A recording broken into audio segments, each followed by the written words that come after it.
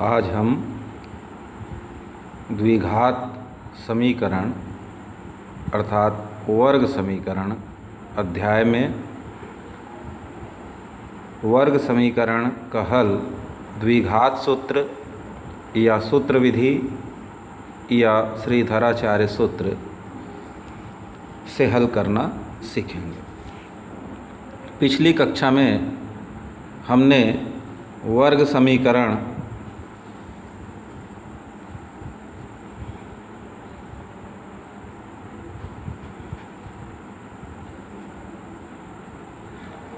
का मानक रूप ax² + bx + c = 0 देखा था। a x² का गुणांक होगा, x का गुणांक b कहलाता है और c को हम अचर पद के रूप में जानते हैं। द्विघात सूत्र या श्रीधराचार्य सूत्र, तो जब हमारा वर्ग समीकरण x के पदों में हो तो द्विघात सूत्र हम इस रूप में लिखते हैं: x = -b ± √b² - 4ac upon 2a। तो फार्मूला लिखते समय ये बात अच्छे से ध्यान रखेंगे कि ये जो नीचे अपन बटे लगाते हैं -b से लेकर के ये पूरा यहाँ तक लाइन अवश्य खींचें।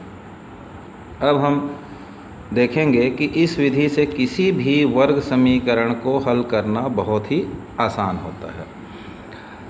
एक प्रश्न लेते हैं: 9x² - 7x - 2 = 0। अब इसको हल करने के लिए करना क्या है, तो हम इसको दो प्रकार से लिख सकते हैं। डायरेक्ट यहाँ a b c का वैल्यू बताते हुए, या फिर लिखते हैं दत्त समीकरण की तुलना मानक वर्ग समीकरण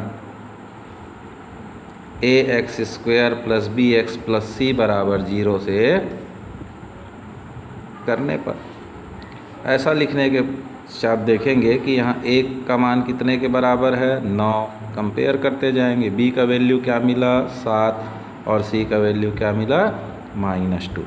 फिर हम फार्मूला लिख लेंगे, सूत्र x = -b ± रूट के अंदर b² - 4ac अपॉन 2a। अब जो a b c का मान ऊपर हमने समीकरण से कंपेयर करते हुए लिखा है, उसको इस फार्मूला में पुट कर देंगे। ये अपॉन का साइन लगाया, 2।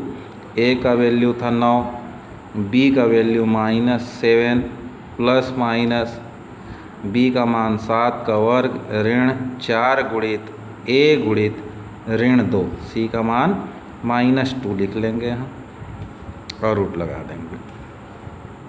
अब इसको देखेंगे, हर में आ गया 9 दूनी 18, ऊपर ऋण 7 धन ऋण 7 गुणित 7 करेंगे तो 49, और 9 चौक 36 और 36 दूनी हो जाता है 72। पर किंतु यहाँ का साइन क्या होगा, तो माइनस और यहाँ का माइनस, दोनों का मल्टीप्लाई करेंगे तो +72 हो गया।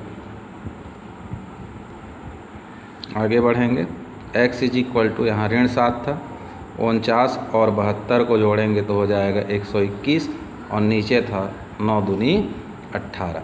अब हमको इसमें वर्गमूल याद होना चाहिए कि 121 का वर्गमूल क्या है।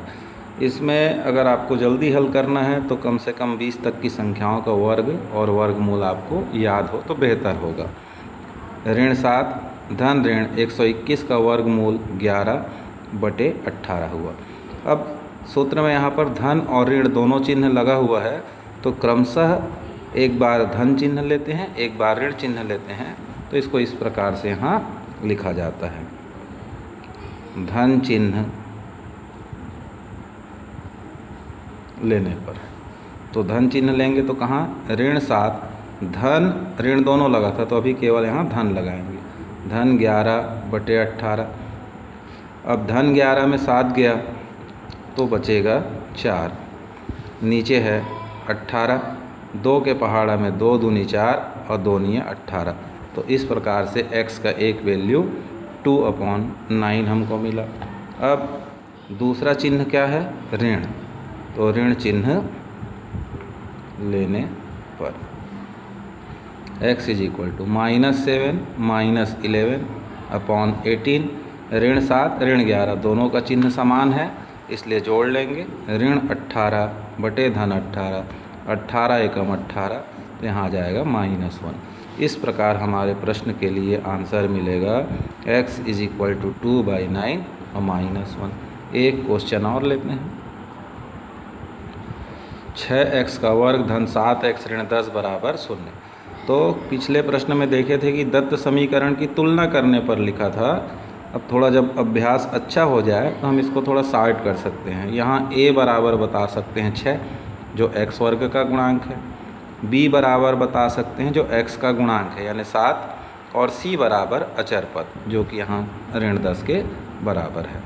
तो सवाल थोड़ा और सरल हो जाता है।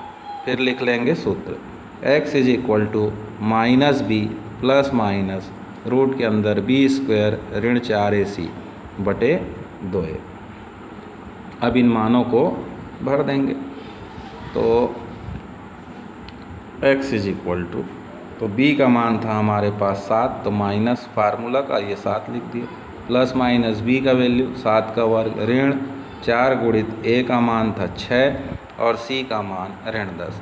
लाइन को थोड़ा आगे तक खींच दीजिए, रूट साइन लगा दीजिए और नीचे 2 गुणित है तो 2 गुणित 6 आ गया।